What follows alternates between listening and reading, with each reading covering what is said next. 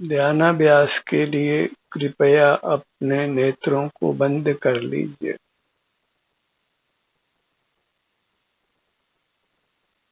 पांचों इंद्रियों का व्यवसाय नहीं करना है। इंद्रिय ज्ञान से ही जीव की संसार यात्रा होती है, इंद्रिय ज्ञान के बिना नहीं होती।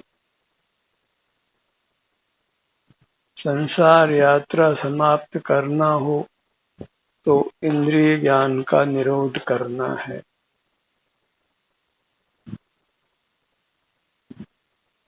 और इंद्रिय ज्ञान का निरोध करने के लिए अपने शरीर की सुख दुख दशा का वेदन करिए। जब शरीर में वेदना होती है तब हमारा ध्यान अपने शरीर की ओर आता है और इंद्रिय ज्ञान नहीं होता है।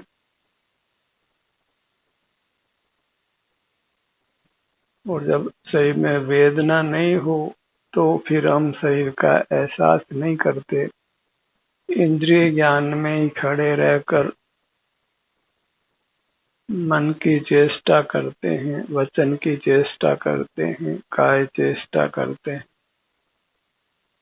बाह्य पदार्थों के प्रति राग द्वेष करते हैं और उससे मूर्त कर्मों का बंध होता है।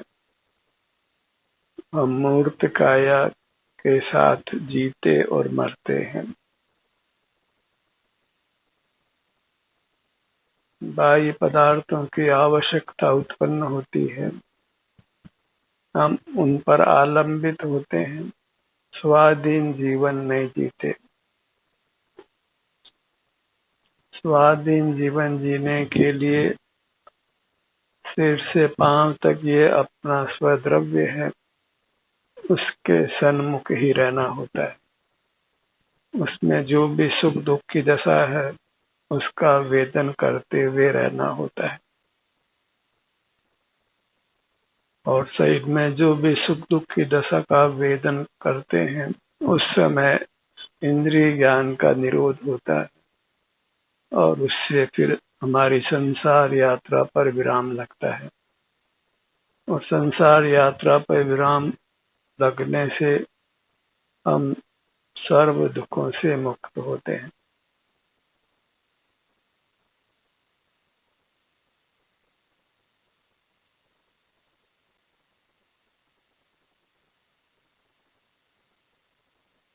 जब शरीर में वेदना नहीं है उस समय हमको अपना ध्यान शरीर पर लाना है, क्योंकि वेदना के समय तो स्वयं ही हमारा ध्यान अपने शरीर पर आ जाता है। पर जब वेदना नहीं है तो हमें अंतर्दृष्टि करके इंद्रिय ज्ञान पर विराम लगाकर अपने ध्यान को अपने शरीर पर लाना है, इसके सर्व अंगोपांगों पर लाना है। और जो भी सुख दुख की स्थिति है उसका सहर्ष वेदन करना है, तभी हम मूर्त पदार्थों से विमुख होते हैं, इंद्रिय ज्ञान का निरोध करते हैं और मूर्त पदार्थों से विमुख रहते हुए मूर्त पदार्थों से बंधते नहीं हैं अपितु छूटते हैं।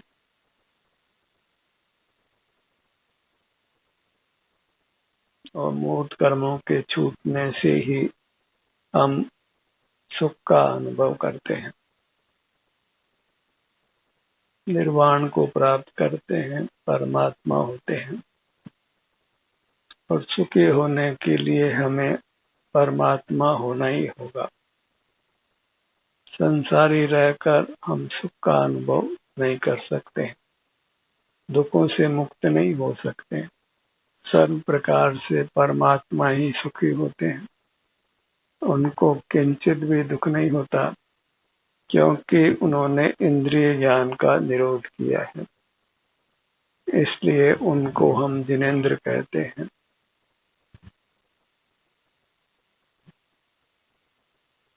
इंद्रियों में मन भी शामिल है, मस्तिष्क भी शामिल है। बाह्य पदार्थों का जानना देखना हम बंद करते हैं तो स्वतः ही हमारा ध्यान अपने आभ्यंतर अमूर्त शरीर पर आता है और हमारे स्वास्थ्य की जो भी स्थिति है वह हमारे अनुभव में आती है। उस अनुभव से हम मूर्त कर्मों के बंधन से छूटते हैं और जब इस प्रकार सकल मूर्त कर्मों के बंधन से छूट जाते हैं तो परमात्म दशा को प्राप्त कर लेते हैं।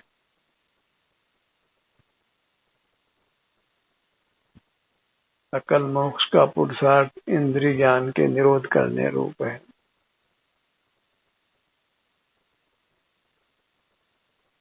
इंद्रिय ज्ञान से ही हम बाहर की दुनिया से जुड़ते हैं और अपनी अंतरंग दुनिया से छूटते हैं। अंतरंग दुनिया ही सुख रूप है और उससे छूट जाते हैं तो हम सुख से ही छूट जाते हैं। और सुख का प्रतिपक्ष विषय सुख और दुख है। विषय सुख भी दुख है। विषय सुख और दुख में अंतर नहीं करना है। यदि अंतर करते हैं तो फिर हम बहिर्मुखता को नहीं छोड़ सकते। पांचों इंद्रियों से जो विषय सुख होता है उसको दुख ही जानिए, तत्काल में भी उसको दुख रूप जानिए और उसके फल में तो दुख होता ही है।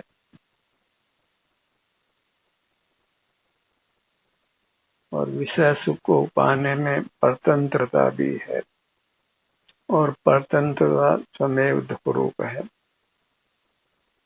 क्योंकि पर पदार्थ हमारे अधीन नहीं है। बहुत यत्न करने पर भी इच्छित मूर्त पदार्थों की प्राप्ति नहीं होती और कदाचित प्राप्ति होती है तो उनका शीघ्र ही वियोग भी हो जाता है और मरण होने पर तो सारी ही बाहर की दुनिया जिसका हमने परिचय किया है उस सब परिचय से हम छूट जाते हैं। फिर अनजाने दुनिया में हमारा जन्म होता है। हमें केवल अंतरंग दुनिया से ही युक्त रहना है जो सदा एक रूप है, जिसका कभी वियोग नहीं होता। हमें बहिर्मुख रहकर उससे च्युत होते हैं। अंतर्मुख रहे तो हमारी अंतरंग दुनिया सदा ही हमारे साथ है और हमें सुख का अनुभव कराती है।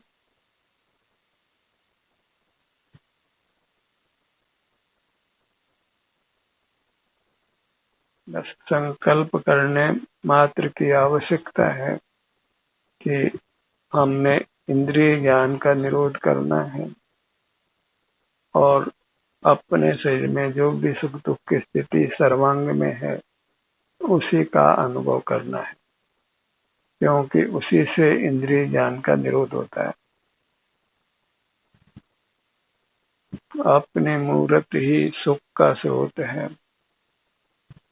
अपना आभ्यंतर शरीर ही सुख का बना हुआ है और वही परमात्मा स्वरूप है। उसी को देव संज्ञा है। हम परमात्मा को देव को बाहर ही देखते हैं तो फिर अपने परमात्मा से च्युत हो जाते हैं, विमुख रहते हैं।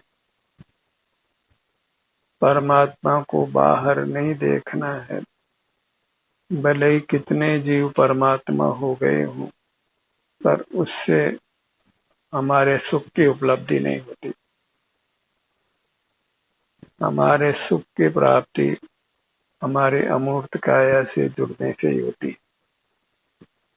अन्य परमात्मा है ये भी परद्रव्य हैं और वे इंद्रियातीत हो जाने से, देहातीत हो जाने से हमारे ज्ञान के विषय भी नहीं बनते। केवल हम उनके संबंध में विकल्प करते हैं और विकल्प करने से कोई सुख की प्राप्ति नहीं होती। अज्ञानी जीव विकल्प ही करता है, अंतर्दृष्टि करके अपने आनंद को नहीं भोगता है। और जब अंतर्दृष्टि करके हम अपने आनंद को भोगते हैं तो उस समय कोई विकल्प नहीं होता है। हम वीतराग होते हैं और वही शील है, चारित्र है, धर्म है।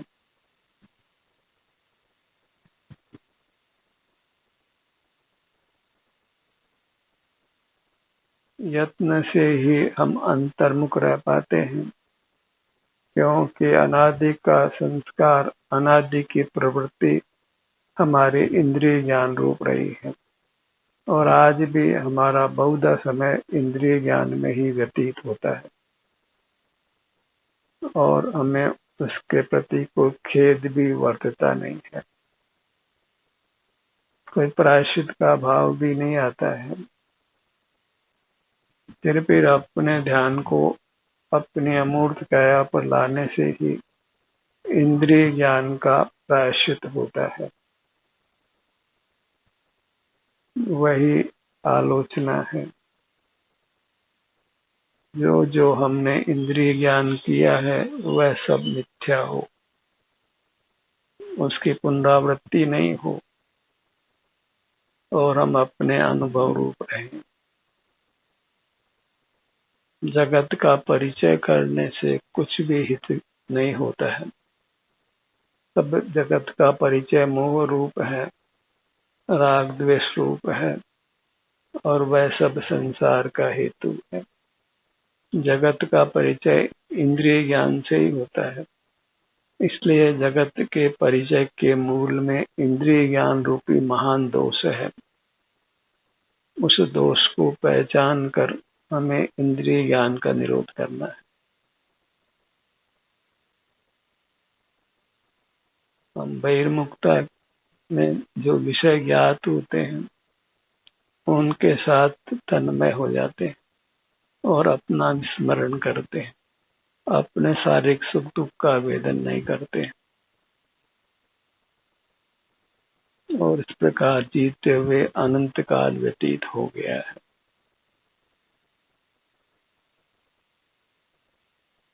धर्म के लिए हम नाना गुरुओं की शरण में भी जाते हैं,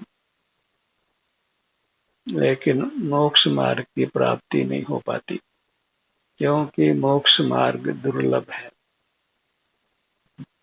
और वह अपने आश्रित है। इंद्रिय ज्ञान का निरोध करने से ही अपना आश्रय होता है, अंतर्दृष्टि बनती है, हम अपने शारीरिक सुख दुख का वेदन करते हैं। प्राप्त मूर्त शरीर के बराबर हमारा अमूर्त शरीर है, वही हमारे सर्व परिणाम होते हैं। अपने विस्तार में ही हमारा परिणाम होता है, पर बहिर्मुख होने से संसार रूप होता है और अंतर्मुख होने से मोक्ष मार्ग रूप होता है और मोक्ष मार्ग तय होने के बाद फिर केवल सुख का अनुभव रहता है, सर्वांग में सुख का अनुभव होता है। फिर हम बहिर्मुख नहीं होते तो फिर अंतर्मुख होने का प्रश्न भी पैदा नहीं होता है। आप में ही रहता हुआ सुख का अनुभव करता है।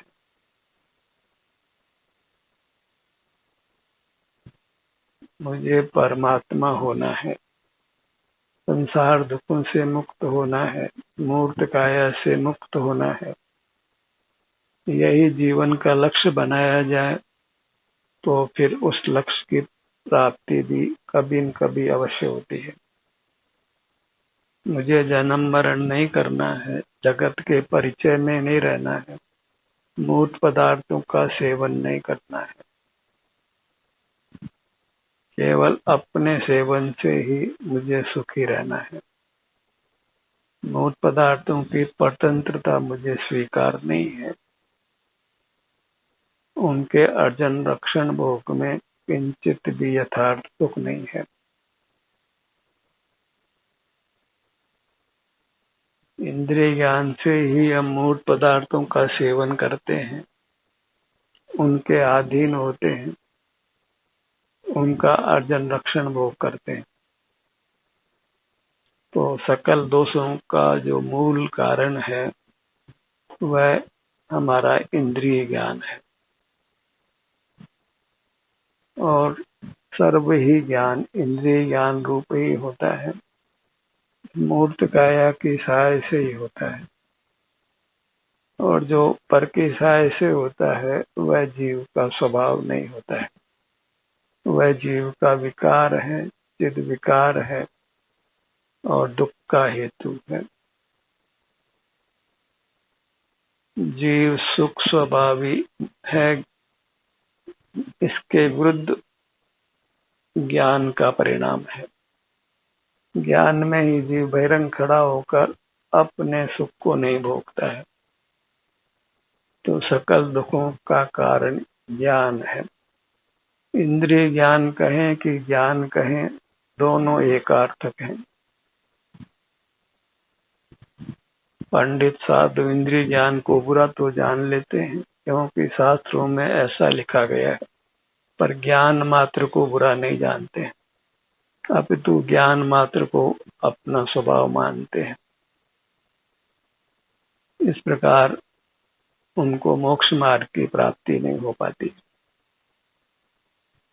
केवल पंडित या साधु का वेश अंगीकार करने से कोई मोक्ष मार्गी नहीं हो जाता है, क्योंकि मोक्ष मार्ग वेश प्रदान नहीं है। यार को शेर की खाल उड़ा दी जाए तो वह सियार शेर नहीं हो जाता है। हमें वेश के प्रति आकर्षित नहीं होना है।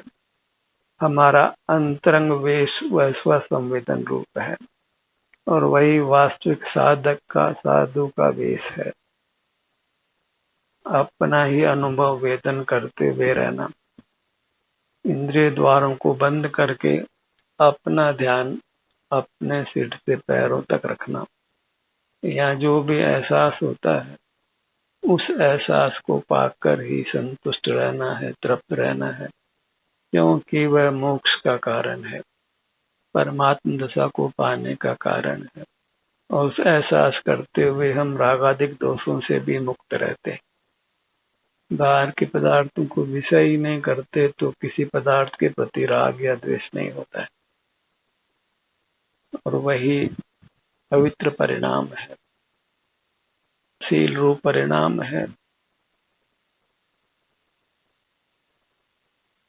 अपना ध्यान अपने शरीर पर ही रहे, भले इसके किसी भाग पर रहे, इसी में विचरण करे कि एक स्थान पर स्थिर रहे, इससे कुछ भी अंतर नहीं पड़ता है।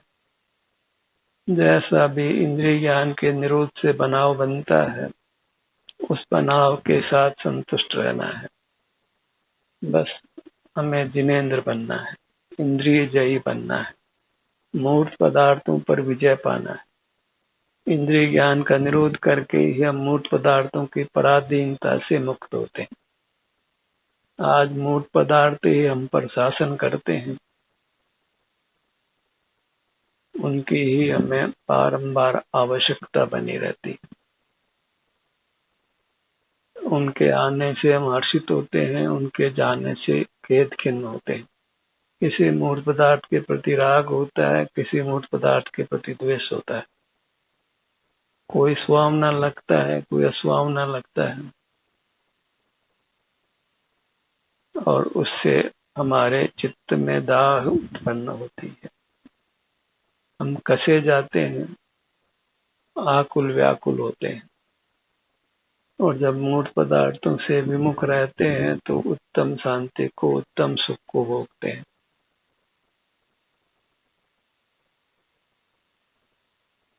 अपने ध्यान को अपने मुखमंडल पर लाइए।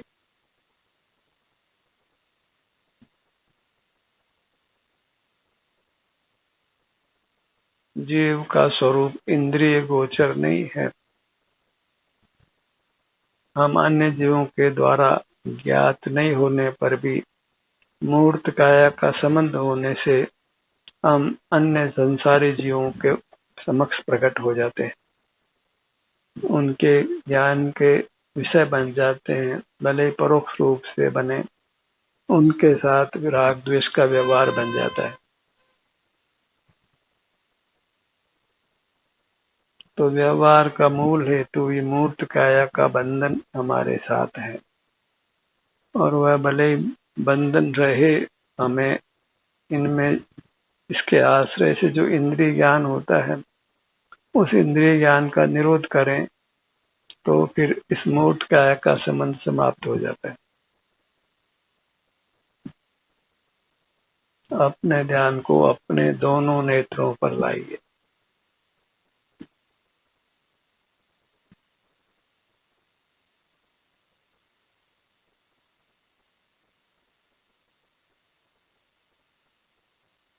दोनों कानों के भाग का अनुभव करिए। मूर्त काया से हम अपने इंद्रियों के माध्यम से मूर्त पदार्थों को जानते हैं, पर जब इंद्रिय ज्ञान का निरोध करते हैं तो उन्हीं इंद्रियों के स्थान पर हमें सुख दुख का अनुभव होता है, और दुख का अनुभव तो कदाचित कर्म के संबंध से होता है, अन्यथा तो हमारे सर्व ही अंगोपांग केवल आनंद का ही अनुभव कराते हैं।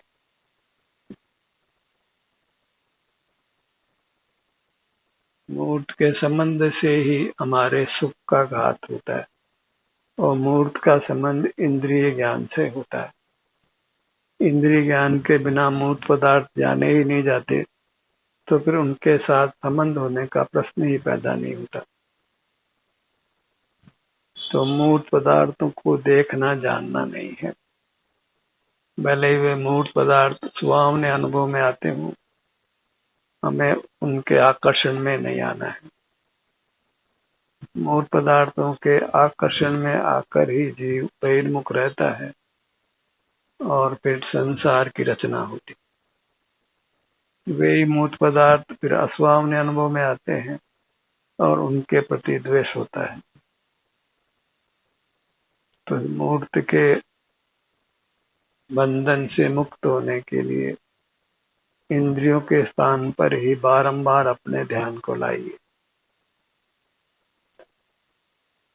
अपने ध्यान को अपने कानों के भाग पर लाइए।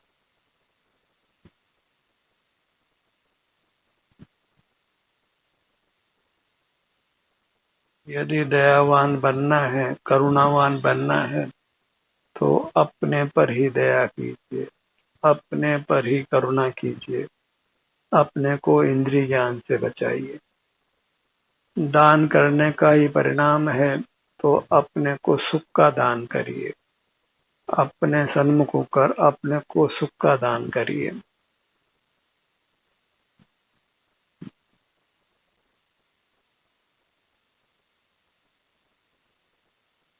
संयम से जीना है तो इंद्रिय संयम करिए, इंद्रिय ज्ञान का निरोध करिए।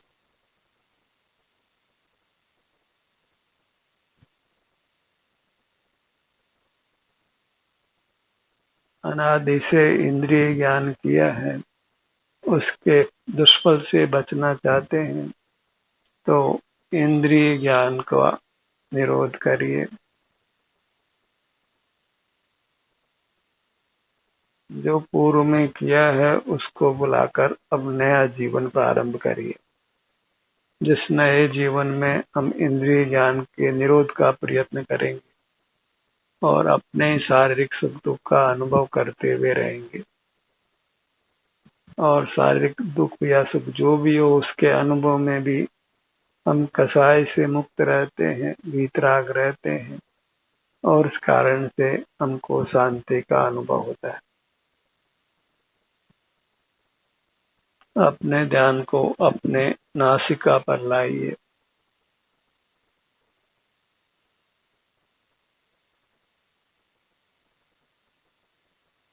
संपूर्ण काया में ही मूर्त मिला होने से यह संपूर्ण काया ही इंद्रिय ज्ञान का व्यवसाय करती है। स्पर्शन इंद्रिय सर्वांग में होने से हमारी संपूर्ण काया ही इंद्रिय ज्ञान का व्यवसाय करती है। और उससे कोई संसारी जीव मुक्त नहीं है। कम से कम एक इंद्रिय तो सब जीवों के होती ही है। उस एक इंद्रिय से ही एक इंद्रिय जीव मूर्त पदार्थों को विषय करता हुआ संसार में यात्रा करता है, नाना दुखों को भोगता है। अपने ध्यान को अपने रसना इंद्रिय पर लाइए।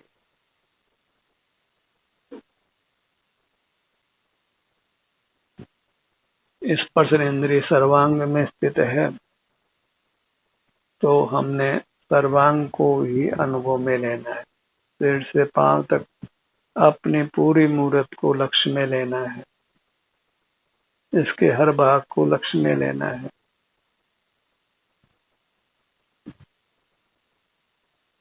और जब अंतर्दृष्टि करते हैं तो फिर हम मूर्त काया को विषय नहीं करते। हमारे अमूर्त काया के सुख दुख का परिणाम हमारे अनुभव में आता है, तो फिर हम अपने मूर्त काया पर भी विजय प्राप्त करते हैं। और जिसने अपने मूर्त काया पर विजय प्राप्त किया तो उसने सारी दुनिया पर विजय प्राप्त किया, क्योंकि मैं मूर्त काया से ही तो मुक्त होना है।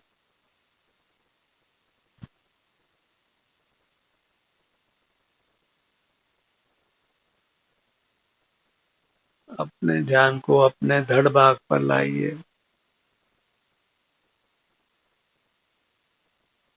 दोनों भुजाएं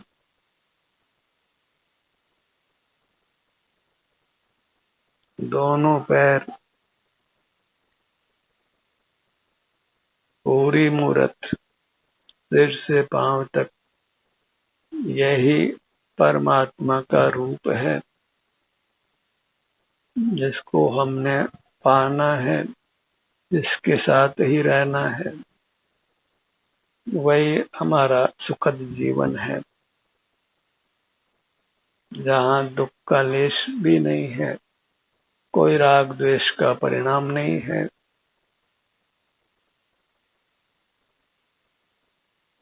सर्व बाधाओं से मुक्त होकर अपने सन्मुख अनंत काल तक रहना है। ध्यान का ये सत्र यहीं समाप्त होता है। आपकी सहभागिता के लिए धन्यवाद।